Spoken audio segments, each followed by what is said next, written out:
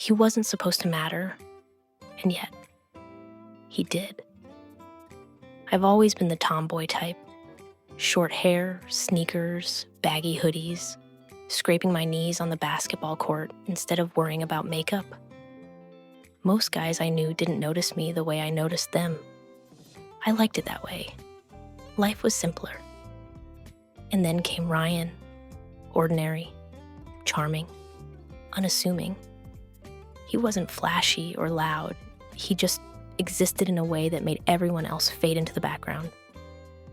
The first time we really talked, it was at the local coffee shop. I'd been reading, headphones in, minding my own world. He dropped his wallet, and I picked it up for him.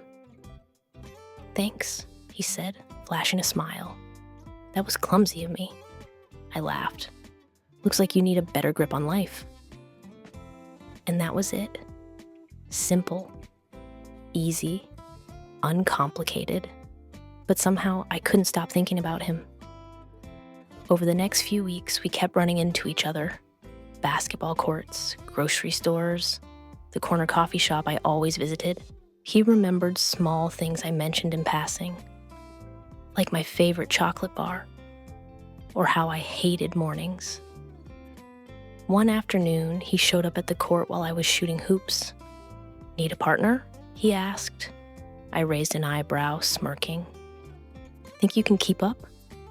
And he did.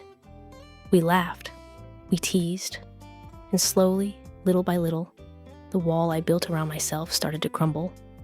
I tried to ignore it. I told myself it was harmless, friendship, nothing more.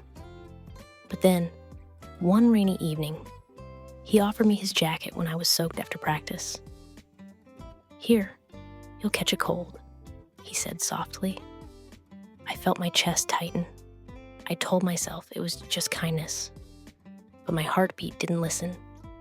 Then one Saturday, something funny happened that I'll never forget. We decided to go grocery shopping together. I thought it would be simple. I was wrong. As soon as we walked in, I noticed the shopping carts had these massive, squeaky wheels. He nudged mine, and it made a loud squeak.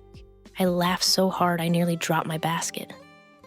"Careful, the cart's alive," I teased. He grinned, trying to push his cart silently, but it squeaked even louder.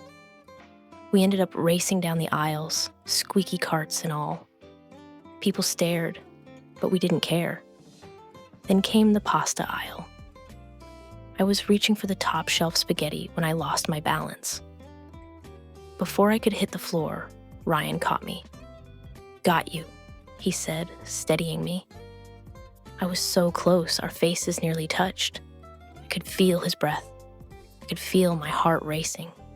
And then I sneezed right into his shoulder. We froze. He stared at me. I stared at him. And then we both burst out laughing. People were still staring. I didn't care. Neither did he. Later, at the checkout, he whispered, "You know, I think this might be the most fun I've ever had buying groceries." I rolled my eyes, laughing. Yeah, nothing says romance like sneezing on a guy in aisle 7. That day, I realized something. Love doesn't have to be perfect. It can be messy, silly, unexpected, and somehow, that makes it feel even more real. Weeks passed, and our bond grew stronger. Every glance, every joke, every shared moment felt electric. I never imagined falling for a man like him. The tomboy in me, the one who thought she was too rough, too casual, too indifferent. She had found someone who saw her for exactly who she was. And now, every time I see him, my chest still flutters. I never planned to fall in love. But with him, I wouldn't change a thing.